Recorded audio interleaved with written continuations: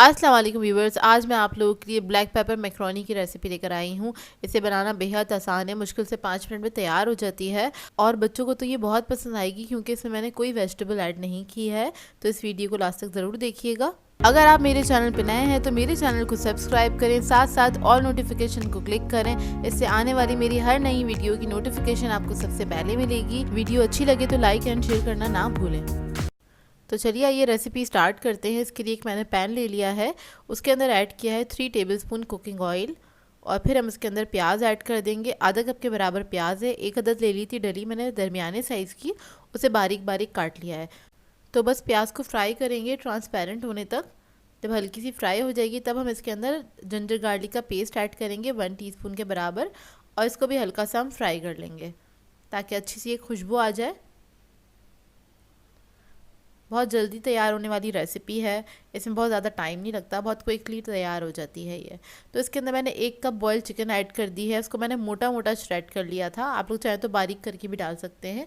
इसको हल्का सा फ्राई करेंगे और उसके बाद हम ऐड करेंगे इसके अंदर आधा चिकन क्यूब ऐड किया है। इसके साथ नमक ऐड करूँगी 1/4 टीस्पून, क्योंकि चिकन क्यूब जो है बहुत ज़्यादा सॉल्टी होता है, इसलिए नमक मैंने कम ऐड किया है इसके अंदर। फिर उसके बाद मैं इसके अंदर सोया सॉस ऐड करूँगी तकरीबन 2 टेबलस्पून के बराबर। ब्लैक पेपर ऐड करेंगे, अपने टेस्ट के हिसाब से ऐड कर सकते हैं, मैं ½ टीस्पून ऐड कर रही हूँ और इसको मिक्स कर लेंगे। चिकन क्यूब को थोड़ा सा तोड़ लीजिएगा ताकि अच्छे से वो मिक्स हो जाए इसके अंदर और हल्का सा बस इसको फ्राई करेंगे हम अच्छी तरीके से। और जब ये फ्राई हो जाएगा तब हम इसके अंदर ऐड करेंगे मैक्रोनी। मैंने 1 कप मैक्रोनी ली थी और उसको मैंने बॉईल कर लिया था। तो ये सारी मैक्रोनी हम ऐड कर देंगे इसके अंदर और इसको टॉस करेंगे अच्छी तरीके से और उसके बाद बस हमारी मज़ेदार सी ब्लैक पेपर मैक्रोनी रेडी है। इसके अंदर मैंने केचप वगैरह कुछ भी नहीं ऐड किया, ये सादी खाने में बहुत मज़ेदार लगती है।